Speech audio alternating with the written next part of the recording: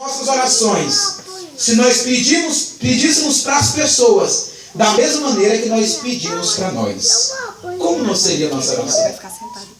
Ezequias, quando o profeta se aproxima dele, diz assim: põe a tua casa em ordem porque tu vai morrer. Não é que ele tinha pecado, não. Era para ele organizar, e ele não queria passar a sua dinastia a um servo. E uma preocupação paterna surge no coração de Ezequias: para quem eu vou entregar o meu reinado? Para quem? Visto que eu não tenho descendente, se eu não tenho descendente, supostamente passará para um servo.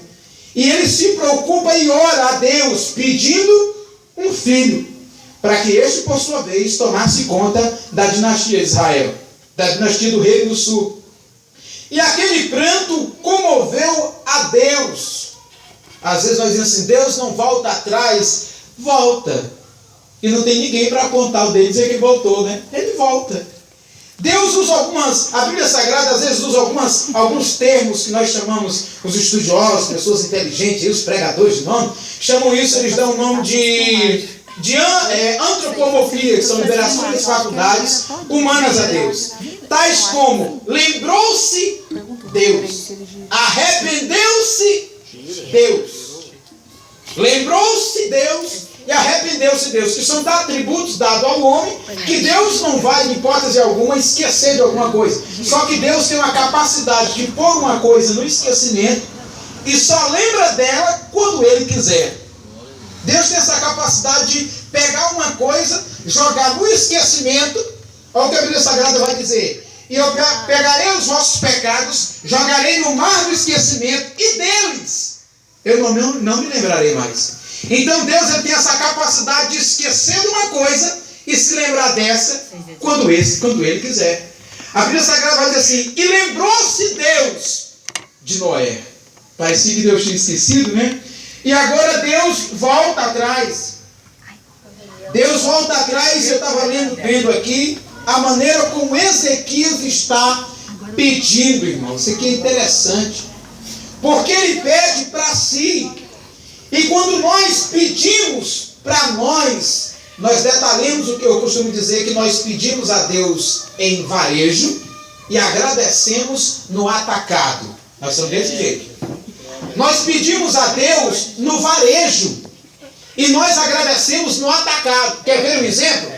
Nós pedimos a Deus no varejo: Senhor, abençoa meu pai, abençoa minha mãe, abençoa meu tio. Eu quero isso, eu quero aquilo, eu quero aquilo, eu quero aquilo. Mas para agradecer, nós fechamos o pacote dizendo assim: obrigado por tudo. Glória a Deus. Então, assim, se nós fôssemos detalhar, e eu vejo agora aqui eu vi a carta de Ezequias, isso aqui é muito lindo. Porque quando o rei Senaqueribe afronta Ezequias, ele escreve uma carta. Aquela carta tinha os detalhes. Ele dizia a Ezequias assim: porventura não fui eu que destruí os deuses dos Refaíns, dos Amalequitas? Porventura não fui eu que reduzi eles a pó? Quem tu está confiando? Porventura o vosso Deus é maior do que os deuses das demais nações? Aí eles mandaram mensageiros, e os mensageiros falavam, eles pediram, disseram assim: olha, falam para nós em língua siriaca, não falem em hebraico, porque se vocês falarem em hebraico, o povo vai escutar e vai ficar com medo. Aí o homem disse assim: não vamos falar em hebraico, porque nós queremos afrontar mesmo. Porque somente os príncipes entendiam a língua dos sírios, o siriaco. E os príncipes disseram para ele: fale em siriaco para nós, para poupar os demais que não têm fé. Fale em siriaco, nós ouvimos em siriaco e vamos traduzir no hebraico, no judeu para o rei. Disse: não, nós vamos falar no judaico mesmo. E falaram: assim diz Senaqueribe, o grande rei: não ponha, ó Ezequias, uma falsa confiança, dizendo que o vosso Deus os livrará. Porventura o vosso Deus é melhor do que os deuses de amorreus, heteus, gigazeus, perezeus, jebuseus e todas as nações do Oriente, que eu os reduzi a pó. E ele escreve uma carta grandona. Eu achei até bonita essa carta que ele escreveu, Porque Ezequias pegou aquela carta e leu diante de Deus. Ele leu.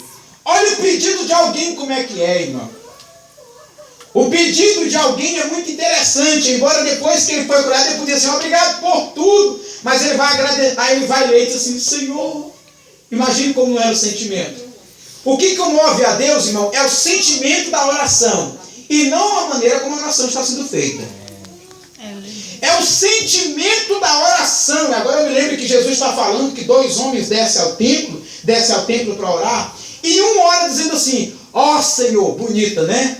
Ó Senhor, eu te glorifico, porque eu sou dizimista, oro 3 vezes ao dia, jejum 3 vezes por semana, e não sou como este pecador.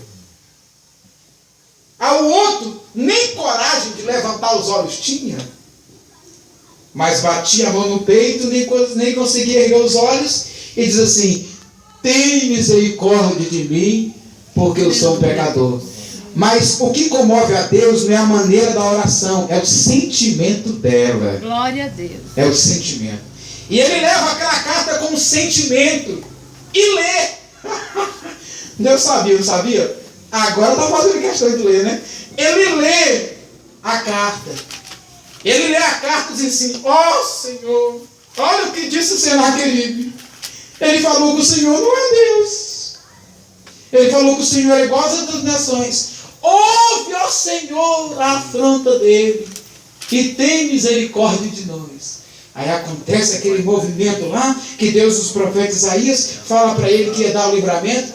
Amém. Depois dessa grande vitória, agora vem um problema. Supostamente um problema para ele. O que? Organizar. Aí eu estava olhando aqui agora, comparando as orações e os sentimentos delas. Comparando as orações e os sentimentos. Agora eu vi Amã. Amã, quando ele tornou vice-rei, ele ficou sabendo que Mardoqueu não se curvava diante dele. E agora ele faz um edito. E o rei, um dia, aí Amã, Mardoqueu orando, pedindo a Deus livramento. Aí um dia o rei ficou sem dormir, deu uma insônia nele, ficou sem dormir, esfregava o olho, traz lá uma água para mim, não conseguia, botou um tapa no olho, não conseguia dormir. Disse, não, chama o escrivão aí, lê uma história. Quem sabe lendo não dá sono, né? Tem vezes que eu estou com insônia, mas na hora que eu pego a Bíblia para ler, quem sabe lendo não dá sono. Aí mandou o camarada ler.